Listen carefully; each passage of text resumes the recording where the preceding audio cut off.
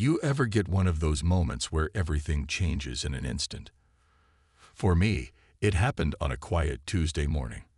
I was sipping my coffee, enjoying the calm before the chaos of the day began, when I decided to check the mailbox. There it was, a crisp white envelope with the official logo of the Willow Creek Homeowners Association stamped neatly on the front. But this wasn't just any letter.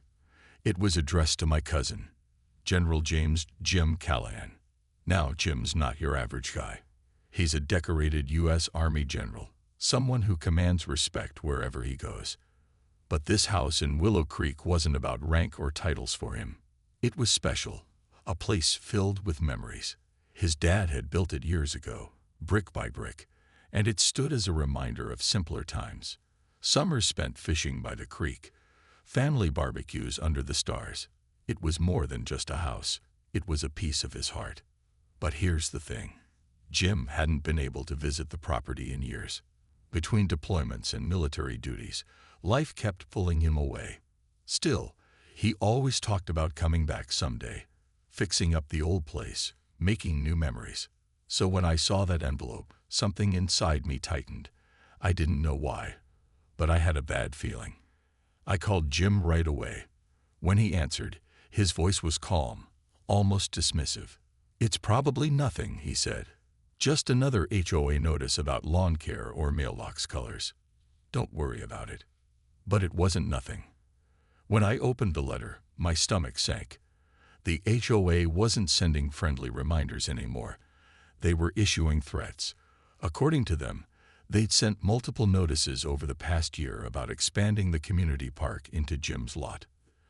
They claimed the land was abandoned because no one had responded to their letters. And now, they were giving him 30 days to vacate, or they'd take matters into their own hands. Abandoned, I muttered to myself, shaking my head. How could they call it abandoned when it clearly wasn't? Sure, the house needed some work, but it was still standing. It still meant something. I tried explaining this to Jim over the phone, but he brushed it off again. "They can't touch it without my permission," he said firmly. "I'll handle it through lawyers if I have to. Just keep an eye on things until I get back." Easy for him to say. He was thousands of miles away. Me? I was stuck here, staring at this ridiculous letter, wondering how far these people would actually go. Little did I know, they weren't bluffing. These weren't just rules on paper. They were ready to enforce them, no matter what it took. That night, I couldn't sleep. I kept thinking about Jim's house. The creaky wooden floors, the smell of pine from the trees out back, the way the sunlight streamed through the windows in the morning. What gave them the right to decide its fate? Who were they to say it didn't matter anymore?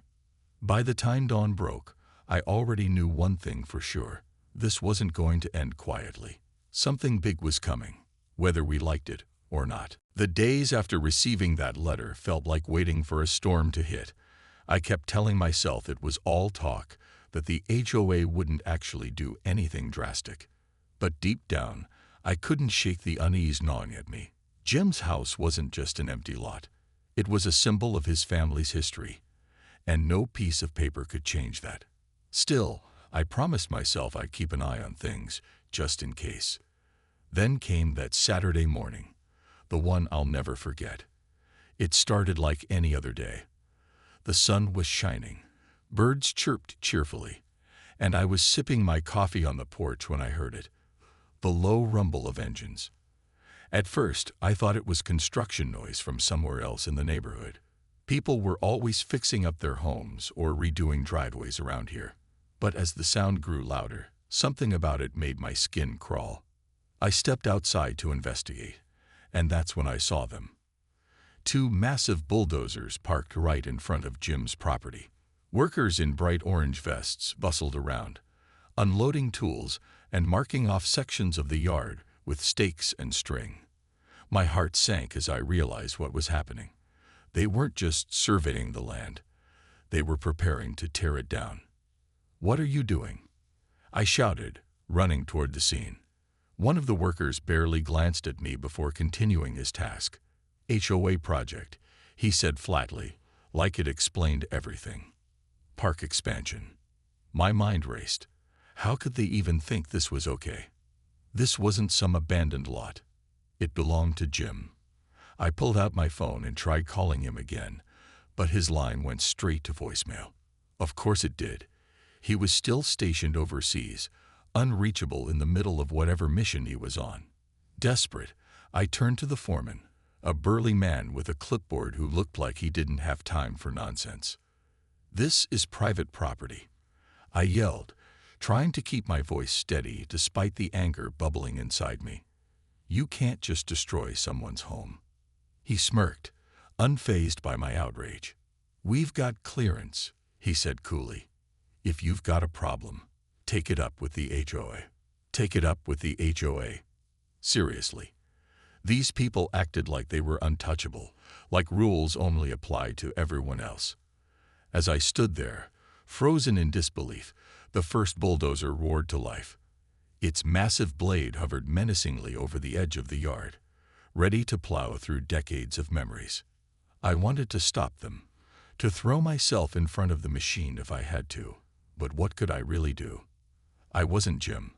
I didn't have authority here. All I could do was watch as the blade crashed into the side of the house, splintering wood and scattering debris. Each crunch echoed in my ears like a punch to the gut. Neighbors began to gather, drawn by the commotion. Some looked horrified, while others simply stared in silence.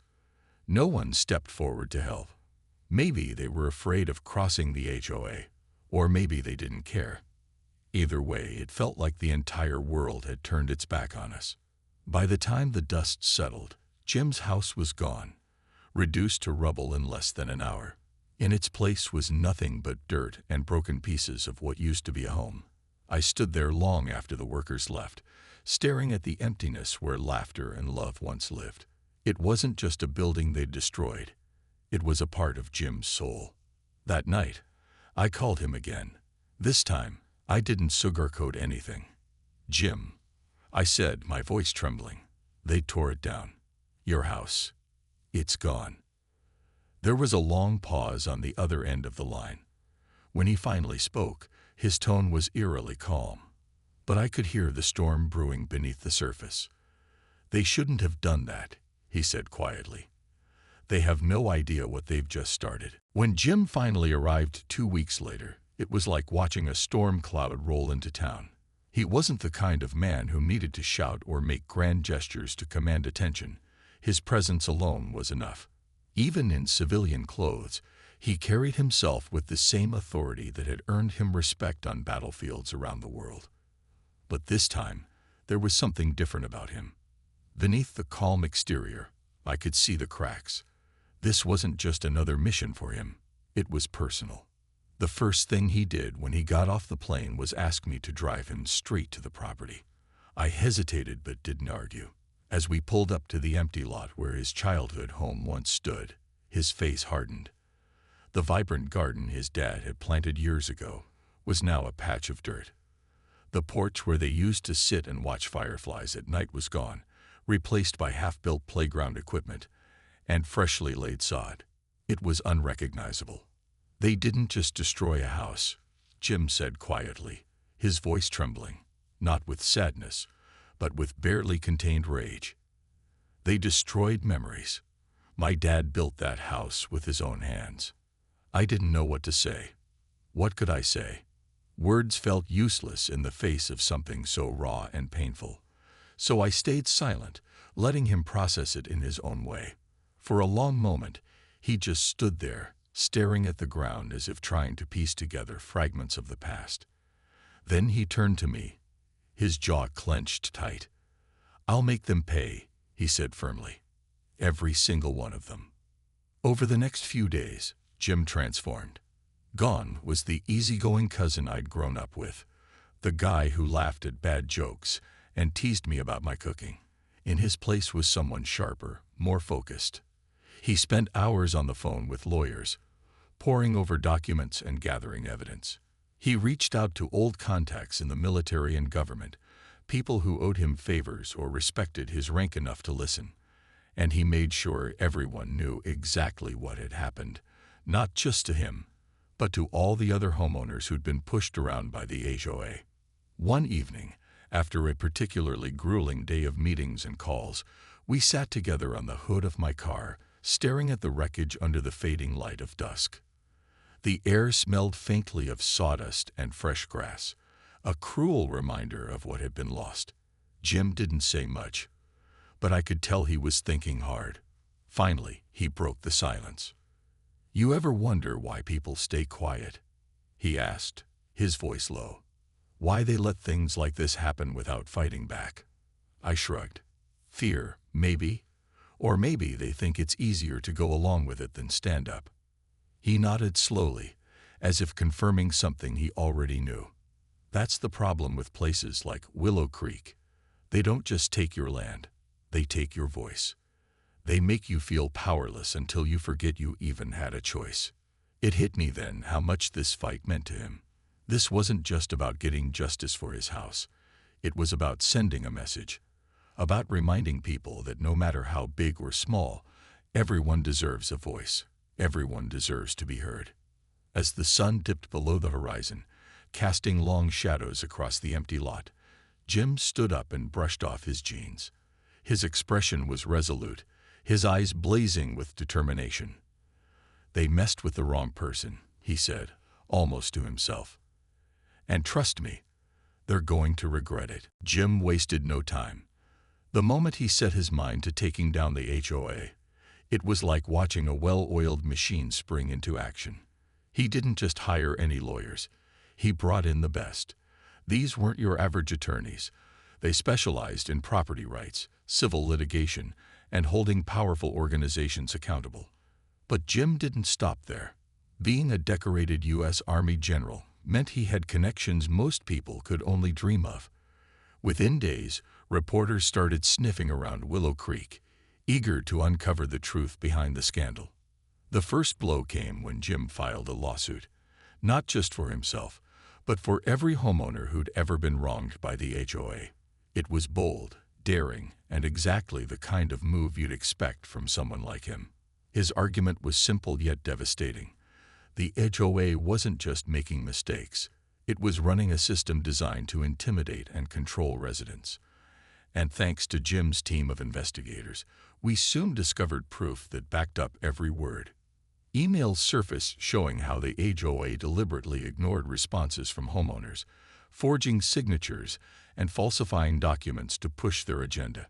Inspectors admitted under oath that they'd been pressured, or even bribed, into approving demolition permits without proper checks. Neighbors who had once stayed silent out of fear began coming forward with their own stories.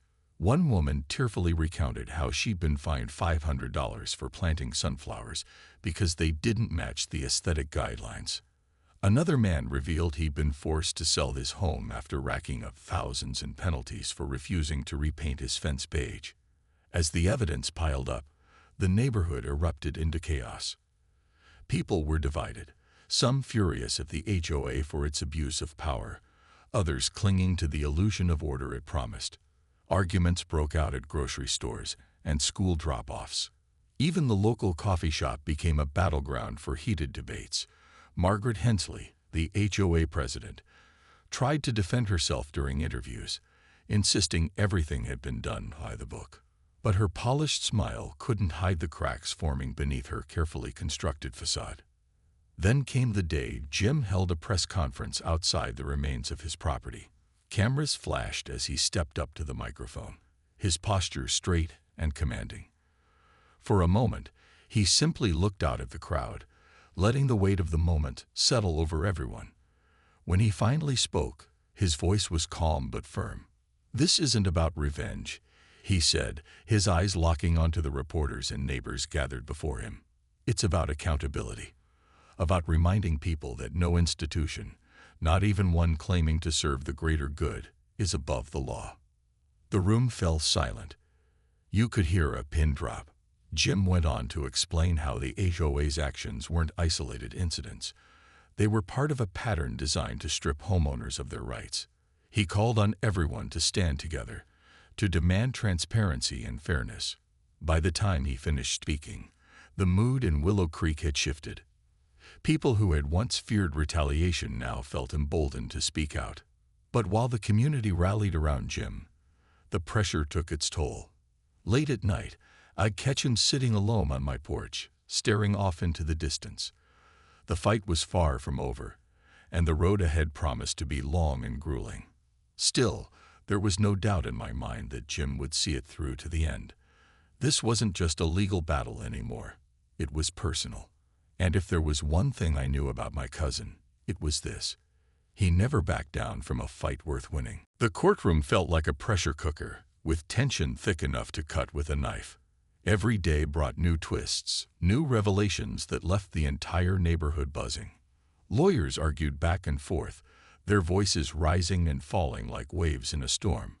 Witnesses took the stand, some nervous, others defiant, as they recounted their experiences with the HOA. Reporters scribbled furiously in notebooks, capturing every detail for the evening news. And through it all, Jim sat at the center of it, calm and composed, his military training evident in the way he carried himself. Margaret Hensley, the former HOA president, was called to testify early on.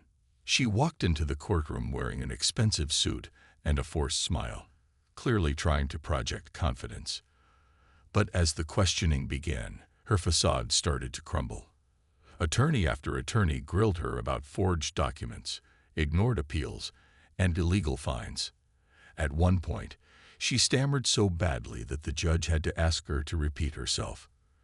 By the time she stepped down from the stand, her polished image was shattered, replaced by a woman who looked like she hadn't slept in weeks. Then came the whistleblowers, former HOA employees who'd grown tired of the corruption. One inspector admitted to accepting bribes in exchange for approving demolition permits without proper inspections. Another revealed how the board routinely skipped required public meetings, making decisions behind closed doors to avoid scrutiny. Each testimony added another brick to the wall of evidence against them. But what really turned the tide were the stories from ordinary homeowners. Mrs. Dawson broke down in tears as she described being fined $500 for planting sunflowers in her garden because they didn't conform to aesthetic guidelines. Mr. Peterson talked about how years of unfair penalties forced him to sell his home, the same house where he'd raised his children. These weren't just faceless victims. They were neighbors, friends, people we saw every day. Their pain resonated deeply with everyone in the room, including some of the jurors, whose expressions grew increasingly troubled as the trial wore on. As the days turned into weeks, cracks began to form within the HOA itself. Board members turned on each other, blaming one another for the mess they were in. Margaret resigned abruptly, citing personal reasons, though no one believed her excuse. Her replacement, Greg, tried to salvage the situation by promising reforms, but it was too little, too late. The damage had been done, and trust, once broken, is nearly impossible to rebuild. For Jim, the fight wasn't easy. He poured everything he had into this battle, working late nights alongside his legal team and fielding calls from reporters eager for updates. Yet despite his determination, I could see the toll it was taking on him. Late at night, when the world quieted down, he'd sit outside staring at the stars, lost in thought. Sometimes I'd join him, offering silent support. Other times, I'd leave him alone, knowing he needed space to process everything. One evening, as we sat together under the soft glow of porch lights, I asked him if he regretted staying in Willow Creek. He shook his head, his gaze fixed on the horizon. "No," he said quietly. "This place may have hurt me, but it's still home. And sometimes the hardest battles are worth fighting. For yourself, for your family, and for the people you love." His words stayed with me long after he went inside. It wasn't just about winning or losing anymore. This was about justice, about standing up for what's right even when it feels like the whole world is against you. And as the trial drew closer to its conclusion, I couldn't help but feel proud, not just of Jim, but of everyone who had found the courage to speak out. Together, we were proving that even the smallest voices can make a difference when united by a common cause. The day the verdict came down, The entire neighborhood seemed to hold its breath. People gathered outside the courthouse, clutching cups of coffee or leaning against their cars, waiting for news. Reporters lined up with microphones in hand, ready to broadcast the decision to the world. Even those who had tried to stay neutral couldn't resist tuning in. This wasn't just about Jim anymore. It was about Willow Creek itself. When the judge finally delivered the ruling, it felt like a tidal wave crashing over everyone. Guilty on all counts. The HOA had abused its power, violated property rights, and manipulated residents for years. Justice wasn't just served. It roared through the courtroom like a freight train. The board members sat frozen in their seats, pale-faced and wide-eyed, as the judge read out the penalties. Millions in damages awarded not only to Jim, but also to dozens of other homeowners who had suffered under their rule. On top of that, strict oversight measures were imposed, stripping the HOA of much of its authority. No more arbitrary fines, no secret meetings, and absolutely no unauthorized demolitions. For many, it felt like vindication, a long overdue reckoning for years of frustration and fear. Cheers erupted outside the courthouse as the news spread. Strangers hugged each other, tears streaming down their faces. Some even brought champagne, popping bottles right there on the steps. It was a moment of pure catharsis, a reminder that sometimes good does triumph over bad. But for Jim, the victory was bittersweet. Money couldn't rebuild the home he'd lost, nor could apologies erase the pain of watching his family legacy crumble to dust. Still, he stood tall during the final press conference, addressing the crowd with quiet dignity. His voice didn't waver as he spoke, though I noticed the faintest tremor in his hands when he gripped the podium. "This isn't about revenge," he said firmly, repeating words he'd spoken before.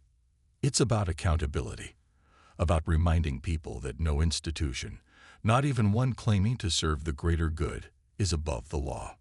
As cameras flashed and reporters shouted questions, Jim paused, letting his gaze sweep across the crowd. Then he added something unexpected. "Willow Creek is a beautiful place, full of good people. But beauty fades if we let greed and fear take root. Today, we've taken back our community. Let's not forget what it cost us, or why it matters." His words hung in the air, heavy with meaning. When the press conference ended, Jim stepped away from the microphone and walked toward me. For the first time in months, he looked lighter. Not happy, exactly, but relieved. Like a weight he hadn't realized he was carrying had finally been lifted. That evening, we sat together on my porch, sipping beers and watching the sunset paint the sky in shades of orange and pink. The air smelled fresh again, free of the tension that had lingered for so long. "You know," Jim said after a while, "I never wanted this fight. But now that it's over, I think maybe it needed to happen. Sometimes, you have to burn something down to clear the way for new growth." I nodded, understanding what he meant. Willow Creek would never be the same again, and maybe that was okay. The old rules, the fear, the silence, they were gone now. In their place was hope.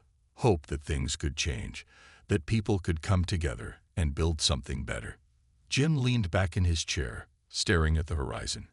"Tomorrow," he said softly, almost to himself, "we start rebuilding." And for the first time in a long time, I believed him. In the months that followed the trial, Willow Creek began to transform, not just physically, but in spirit. Freed from the shadow of the HOA's control, neighbors started reconnecting in ways they hadn't in years. The fear that had once kept them silent was replaced by a newfound sense of unity. People who had barely spoken before were now sharing coffee on front porches or teaming up to plant gardens. Colors returned to the neighborhood. Literally, houses sported fresh coats of paint in shades of blue, yellow, and even purple. Fences stood proudly in bold hues, no longer confined to the bland beige that had once been mandatory. Jim played a big part in this rebirth. Using part of the settlement money, he decided to rebuild his family home. Not exactly as it was, but close enough to honor the past while embracing the future. He worked closely with architects and builders, pouring his heart into every detail. When the foundation was laid, he invited me and a few other neighbors to help him mix cement for the first wall. "It's tradition," he said with a grin, handing me a trowel. As we worked side by side, laughing and joking, I realized how much this project meant to him. It wasn't just about rebuilding a house. It was about reclaiming what had been lost. On weekends, you'd often find Jim outside, working in the yard, or chatting with passersby. Kids from the neighborhood would stop by to ask questions about his military career, their eyes wide with admiration. He always made time for them, telling stories of faraway places and lessons learned along the way. One afternoon, I saw him teaching a group of children how to fish by the creek, the same spot where he'd spent countless summers as a boy. Watching him laugh as they reeled in tiny fish reminded me of why we'd fought so hard. This place wasn't just land. It was alive with memories, dreams, and possibilities. The HOA didn't disappear entirely. It couldn't, not legally, but it was a shell of its former self. Under strict oversight, it became more transparent and accountable. Decisions were made collectively, with input from all homeowners. Monthly meetings turned into lively discussions instead of one-sided lectures. Even some former board members showed up, humbled and eager to make amends. It wasn't perfect, but it was progress. For Jim, staying in Willow Creek wasn't an easy choice. He could have walked away after everything that happened, started fresh somewhere else. But he chose to stay because, as he put it, "This is where my roots are." On the day he officially moved back into his rebuilt home, he threw a barbecue for the entire neighborhood. Smoke curled into the air as burgers sizzled on the grill, and laughter echoed through the streets. It felt like a celebration, not just of victory, but of resilience. That night, as the party wound down, Jim and I sat together on his porch, staring at the stars. The house behind us glowed warmly in the moonlight, a testament to perseverance and hope. "You ever think about how different things might have been if you hadn't come back?" I asked him. He thought for a moment before answering. "Yeah, sometimes. But then I remember, running doesn't fix anything. Standing your ground does." I nodded, letting his words sink in. Willow Creek wasn't perfect. It probably never would be, but it was ours now. Together, we'd taken something broken and turned it into something beautiful. And as I looked around at the smiling faces, the vibrant colors, and the renewed sense of community, I knew one thing for sure: the battle had been worth it.